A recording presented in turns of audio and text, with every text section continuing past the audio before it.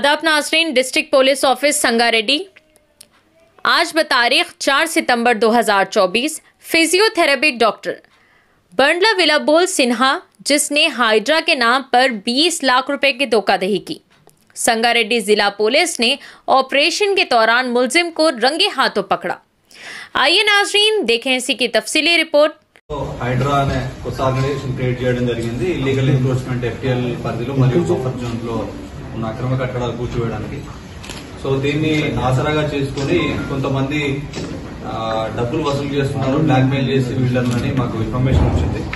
So దీనిలో భాగంగా మన అమీన్పూర్ లిమిట్స్ లో ఎన్సీఓఆర్ అనే కంపెనీ వాళ్ళకి డాక్టర్ బండ్ల విప్లవ్ సింహ అనే అతను బ్లాక్ మెయిల్ చేయడం జరిగింది.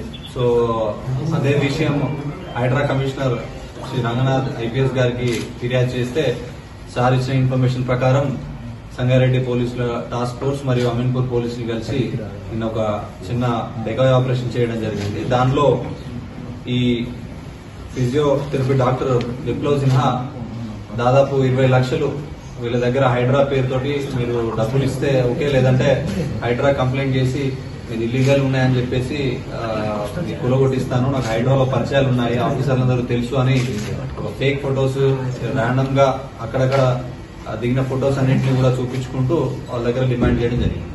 దానిలో లాస్ట్ కి 16 లక్షలు బేరం కుదుర్చుకుని ఒక 2 లక్షలు నిన్న అడ్వాన్స్ గా తీసుకుంటుంటే ఇమీడియట్ గా రెడీ హ్యాండెడ్ గా అమీన్పూర్ పోలీసులు మరియు complainant party and accused party ఒకే దగ్గర నిన్న దొరకడం జరిగింది.